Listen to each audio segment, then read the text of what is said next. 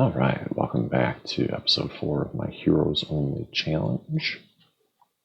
We've made some more progress, so we cleared out the stuff here heading this way, planted another thing here. The crystal tree was really nice. I think I'm thinking about expanding it to catch that as well. Just took this city, so let's get up to speed with what we did since turn 7. So Shrines of Unlife. What else has been researched? Master of Puppets. Let's see. I think we started this. Yeah, that was pretty standard. The Wisps was easy given the blight weapons. This was fine, I think. Let's take a quick look. The Priest's Spirit Ray was like, yikes. And I started out with really low health. So I had the difficult thing of boosting my health, but also killing some people. It's really good that it was this map to be able to split them to buy me a little more time. And it's also good with the flying mount. I was expecting him to attack, but it did not.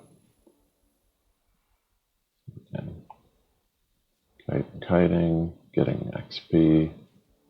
Really worried about the Spirit Ray on him, so keeping him in the back and forcing him to choose between going after this guy or this guy, but they're too stiffened, so I'm not worried about them. I'm just looking for a good angle to take out the priest, because that damage is really stacking up.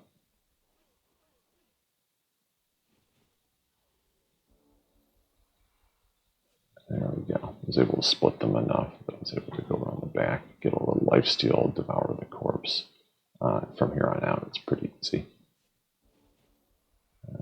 So I was able to get them up to good health, and now I'm going to get him to devour corpse like that. So that's how the sausage is made. So I think that was the third from the top. 1, 2 is that one, right? So this. Check this out. So I'm going to go for a split strategy. They have a lot of ranged, which is something I haven't really faced yet. And they were split enough that I could go in like that, take them out early. I'll have to do more split, distract them with that, then buy myself some time to do some stiffening limbs.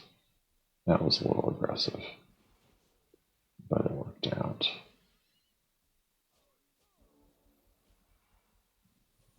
Yep. Choosing XP. That's how we did it.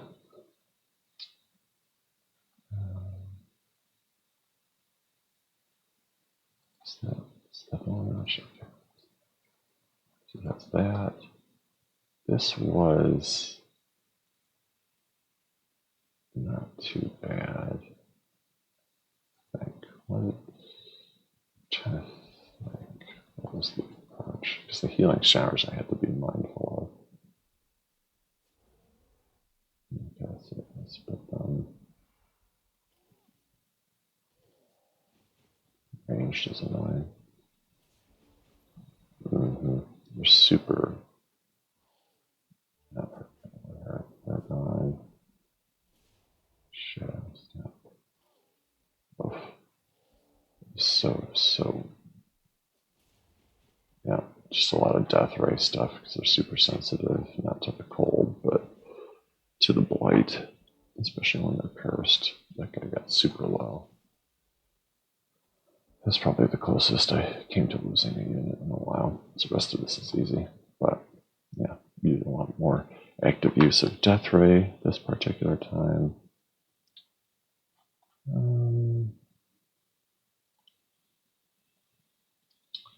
This wasn't too bad. And how weak they are. And then, oh yeah. So this I was really uncertain about doing.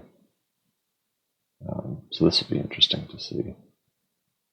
And I'm glad it was on standard defender, but I was just really nervous about the HP and the movability. If these were Tigrans, I would have not taken on this battle, but I knew that depending on how things were shaping out, if it was going poorly, I could just depart, right?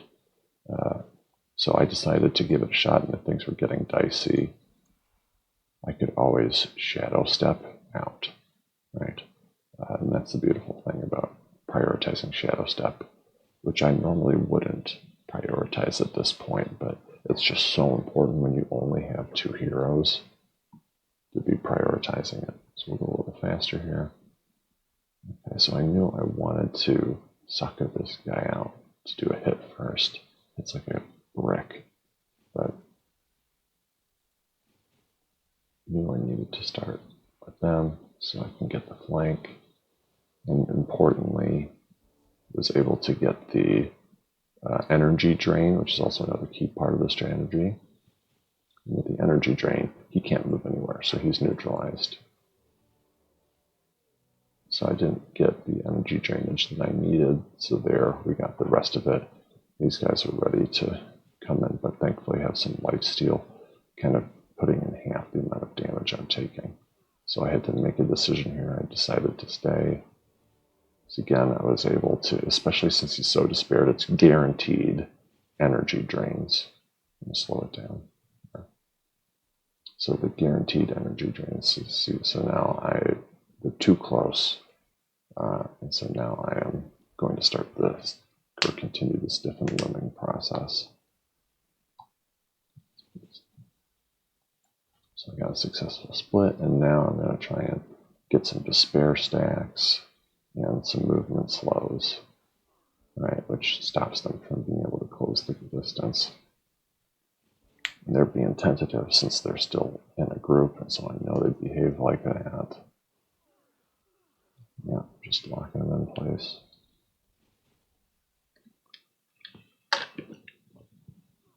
It's so funny because he knows he can't catch me. Well, I guess he doesn't have sapped all his movement in that case, but it's just a slow kiting drain. I'm able to finally go in, get a little bit of lifesteal, finish them off.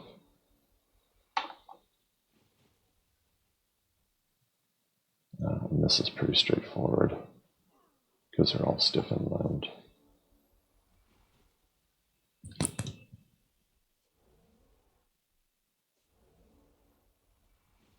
So just again, doing some cursing, make it easier to kill them. Finally can go in there. Slowing, cursing, slow. So that's how I was able to do it. I was very happy with that. It was very dicey there, right in the middle as they closed the gap, but it ended up working out, and Shadow Step is great. Absolutely great. What else do we need to talk about? So generating mana, because that is the cap. I have plenty of cash because I'm not building units aside from builders, right? And I'm not really building buildings because I know I'm going to lose these cities, so I'm not investing heavily in infrastructure. I'm just trying to spend money on building builders, but I want mana because I eventually want to item forge, and I'm doing a lot of spellage. In terms of upgrades, no items there. I got the Invoke Death, super important for being able to do a lot of damage quickly, at least early on, even if you don't death them. Minus 40 health is huge, so I just really love that. What else? I talked about the energy drain, 3 levels, because I'm eventually taking 1 more level so that I can do Scourge of Undead, which will make battles against non-AI super easy. Inflict Curse. I did on this one just to vary it between the 2 heroes. And I'm currently thinking about what I will be investing in. Because again, I don't have an incentive to pick up the Inflict Ghoul Curse upgrade until I run into heroes. And I will not run into heroes until I run into the AI, right?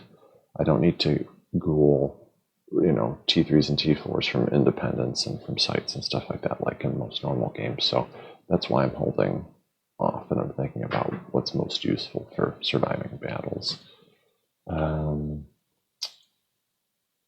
That's what I have currently.